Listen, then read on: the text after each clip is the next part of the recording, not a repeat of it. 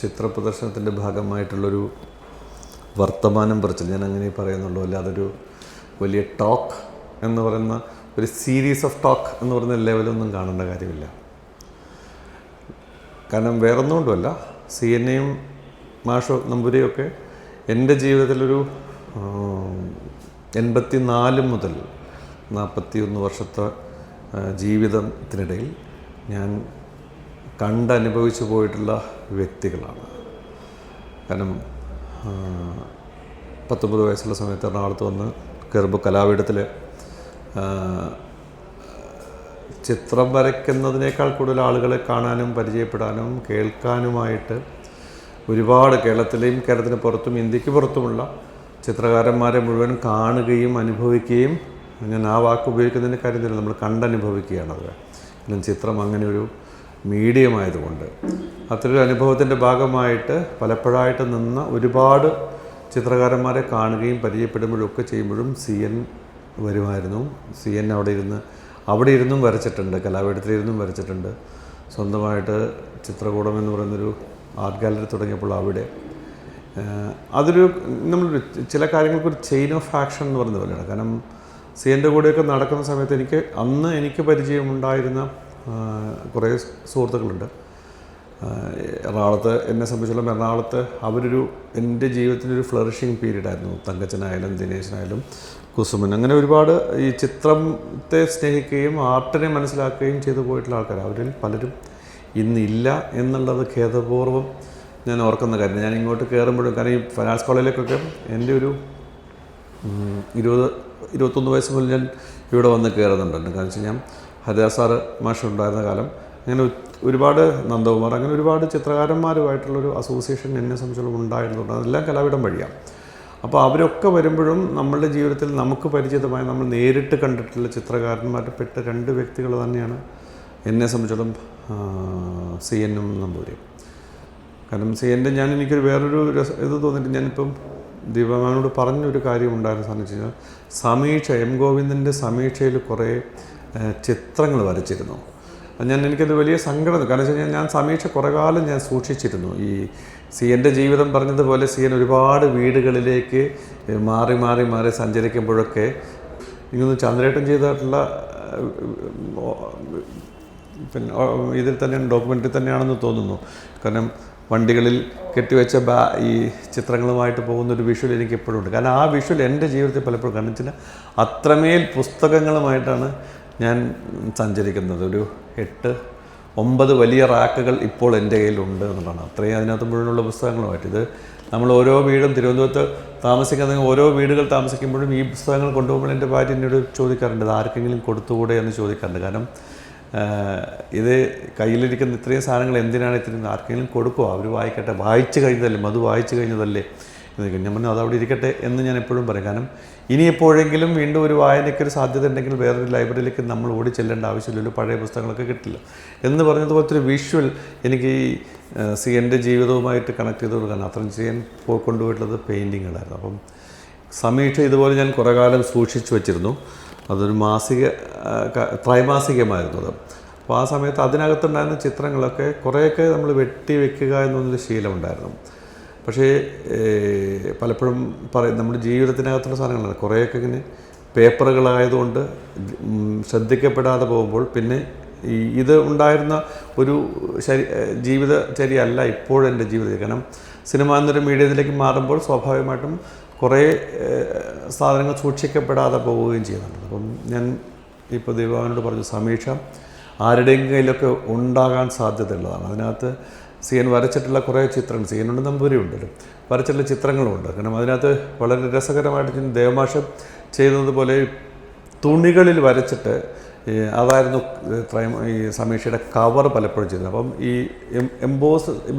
Impose ചെയ്തെടുക്കുന്നത് പോലത്തുള്ള ഒരു രീതി ഈ ആ ചിത്രങ്ങൾ എടുക്കുന്നില്ല. അതൊക്കെ നഷ്ടപ്പെട്ടു പോയ കാര്യങ്ങളായിരുന്നു. ഞാനിപ്പോൾ ഈ അക്കിത്തത്തിൻ്റെ മരണത്തിന് ശേഷം ഞാൻ അദ്ദേഹത്തിൻ്റെ ഒരു കാര്യവും ഇതേപോലെ ചെന്നൈയിൽ പലതും ആരും എടുക്കാനില്ലാതെ പോകുന്ന കാര്യങ്ങൾ നമ്മൾ പലപ്പോഴും വേദനയോടുകൂടി, കാരണം സൂക്ഷിക്കാൻ ആളില്ല. കാരണം ഞാൻ ഇതേ സെയിം തന്നെ ഞാൻ സൂക്ഷിപ്പെന്നുള്ള വാക്കെന്ന് പറയുമ്പം വർഷങ്ങൾക്ക് മുമ്പ് പരദേശി എന്നുള്ള സിനിമ ഷൂട്ട് നടക്കുന്ന സമയത്ത് മോഹൻലാൽ സാറിൻ്റെ കൂടെ ഞാനൊരു കുറച്ച് ദിവസം ഉണ്ടായിരുന്നു.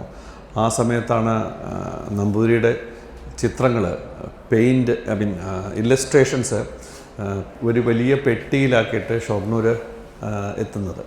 അപ്പോൾ ആ വന്ന ചിത്രങ്ങൾ അദ്ദേഹം എടുത്ത് വെച്ചിട്ട് പുള്ളി താമസിക്കുന്ന മുറിയിലിങ്ങനെ എക്സിബിറ്റ് ചെയ്തിരുന്നു.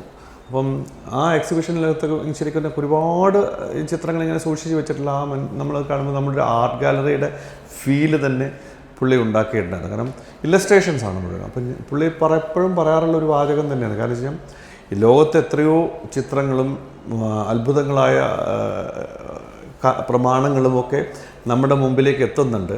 നമ്മളത് കയ്യിൽ വെക്കുന്നു, നാളേക്ക് വരുന്ന ഒരാൾക്ക് വേണ്ടി നമ്മളത് കൈമാറുന്നു. ഒരിക്കലും ഞാനിതിൻ്റെ മുതലാളിയല്ല, മീൻസ് ഞാനിതിൻ്റെ ഒരു കസ്റ്റോഡിയനാണ്, ഞാനൊരു സൂക്ഷിപ്പുകാരൻ മാത്രമാണ്. കാരണം പുരാവസ്തു എന്ന് പറയുന്ന ഒരു വാക്ക് പുള്ളി പറയുന്നത് വെച്ച് കഴിഞ്ഞാൽ അതൊരു സൂക്ഷിപ്പിൻ്റെ ഇടമാണ്, സൂക്ഷിപ്പുകാരനാണ് എന്ന് പറഞ്ഞിട്ട്. അപ്പം ഇത് ഞാൻ കണ്ടിട്ടുള്ളത് കൊണ്ട് തന്നെയാണ് പലപ്പോഴും നമുക്ക് അങ്ങനെ തോന്നിയിട്ടില്ല. കാരണം ചിത്രം വരയ്ക്കുക എന്ന് പറഞ്ഞിട്ട് ഈ ചിത്രകാരന്മാരെ സംബന്ധിച്ചിടത്തോളം അവരത് വരച്ചിട്ട് അങ്ങ് മറന്നു പോയേക്കും. പക്ഷേ ഇത് കയ്യിൽ കരുതുന്ന ഒരു പ്രേക്ഷകൻ അവൻ്റെ ഉള്ളിലേക്ക് തോന്നുമ്പോൾ എത്രയോ കേരളത്തിൽ ഒരുപാട് ഇപ്പോൾ വളരെ സജീവമായ ആർട്ട് കളക്ടേഴ്സ് ഉണ്ടായിക്കൊണ്ടിരിക്കുന്ന ഒരു കാലത്താണ് നമ്മൾ നിൽക്കുന്നത്.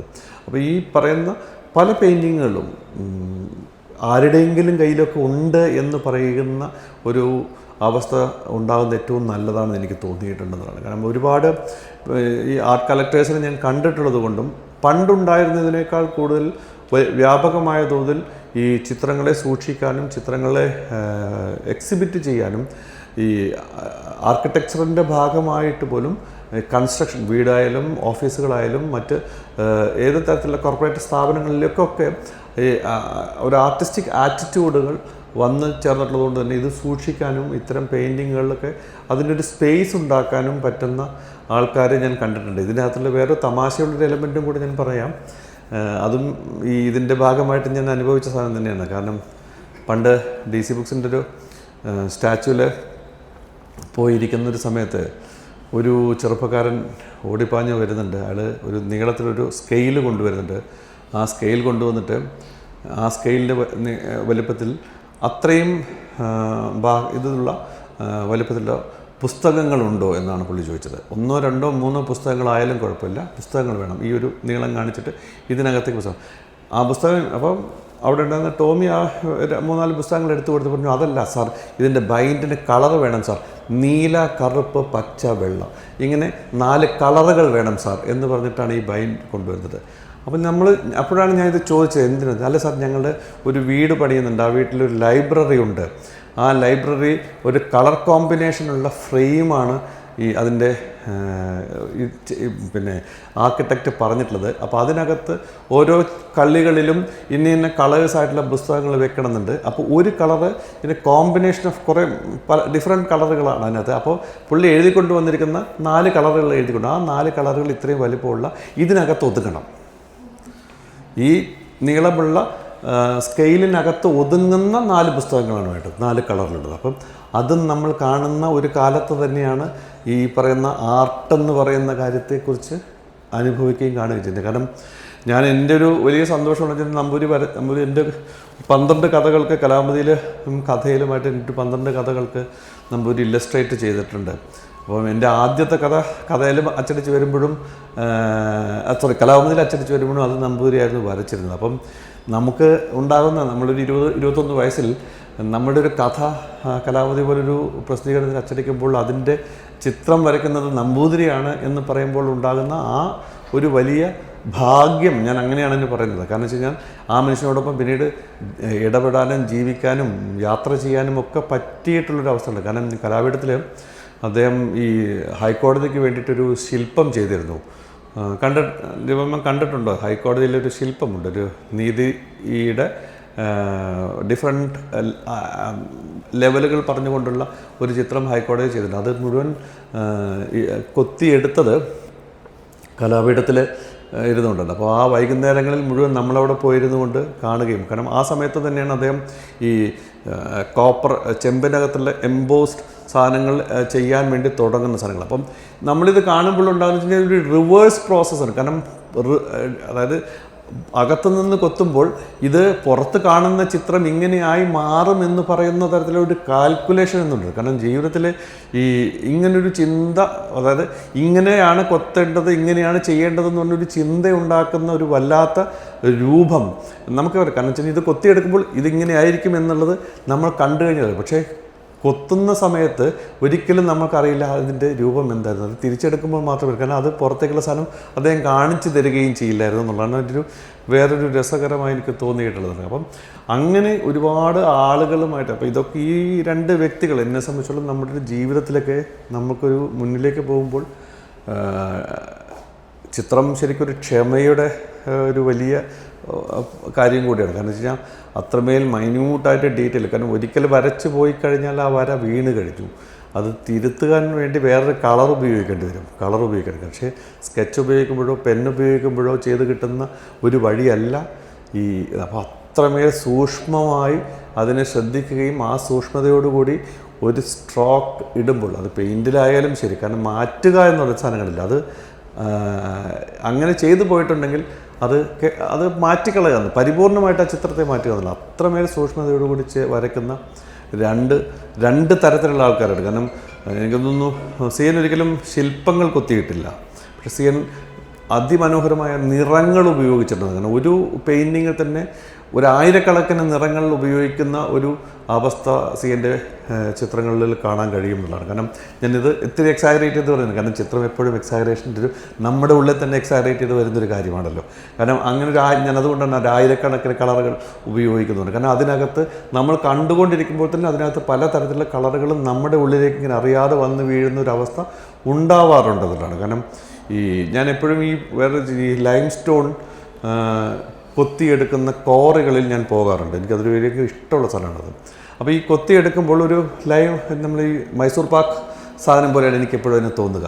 അതിങ്ങനെ വെട്ടിയെടുക്കുമ്പോൾ അതിനൊരു ഡിഫറൻ്റായ കളേഴ്സ് കിട്ടും. ആ കളർ ഒരിക്കലും അടുത്ത ഈ അതേ സ്ഥലത്ത് നിന്ന് തന്നെയാണ് ഇത് വെട്ടുന്നെങ്കിൽ പോലും ഒരിക്കൽ പോലും മറ്റൊന്നിന് തുല്യമായ നിറത്തിൻ്റെ സ്വഭാവത്തിലേക്ക് മാറുന്നത് ഞാൻ കണ്ടിട്ടില്ല. അപ്പം ഇത് കാരണം കണ്ണൂർ ഞാൻ അച്ഛൻ്റെ നാട് കണ്ണൂരാണ്. അപ്പോൾ അതുകൊണ്ട് തന്നെ ഈ ഭാഗങ്ങളിൽ പോകുന്ന ഇത്തരം സാധനങ്ങൾ നമ്മൾ കണ്ടുപോയിട്ടുള്ളതുകൊണ്ട് നമുക്കതൊരു വളരെ വേറൊരു പ്രത്യേക രൂപമായിട്ട് തോന്നാറുണ്ടല്ലോ. അപ്പം ഞാൻ അതുകൊണ്ട് തന്നെയാണ് ഈ പറയുന്നത്, നമ്മൾ കണ്ടുകൊണ്ടിരിക്കുന്ന സിയൻ്റെ ഒരു ചിത്രത്തിൻ്റെ അകത്ത് ഒരു 100,000 കളറുകൾ വന്ന് വീഴുന്നത് പോലെ നമുക്ക് തോന്നും. കാരണം ഓരോ ചിത്രവും നമ്മൾ അത്രമേൽ നമ്മളെ ഉള്ളിലേക്ക് സ്വാധീനിക്കുന്നുണ്ട് എന്നുള്ളത്. കാരണം ഈ രണ്ട് മനുഷ്യന്മാർ ഇതിലേക്ക് കടന്നുപോയി എന്നുള്ളതും ഈ മനുഷ്യന്മാരോടൊപ്പം ഉള്ള സമയങ്ങളിൽ ഇവിടെ ജീവിച്ചു എന്നുള്ളതും ഈ മനുഷ്യന്മാരെ കാണുകയും അവരോട് ഇടപഴകുകയും ചെയ്തു എന്ന് പറയുന്നത് ഒരായുസിൽ എന്നെ സംബന്ധിച്ചിടത്തോളം എനിക്ക് കിട്ടിയ ഒരു വലിയ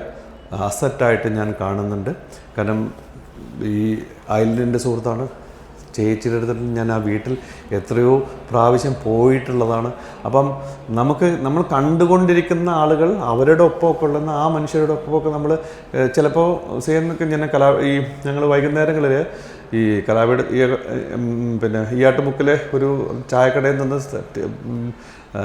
കലാകാരനും സിയനും ഒക്കെ ആയിട്ട് ഒപ്പം നിന്ന് അന്ന് ദിനേശും ഒക്കെ ആയിട്ട് ഞങ്ങൾ പോരുമ്പോൾ ഈ സിയൻ ചിലപ്പോൾ കയ്യിലിങ്ങനെ പിടിക്കും, നടത്തത്തിൻ്റെ ഒരു ഇതിനകത്തൊരു ആയാസത്തിന് വേണ്ടി കയ്യിൽ പിടിക്കും.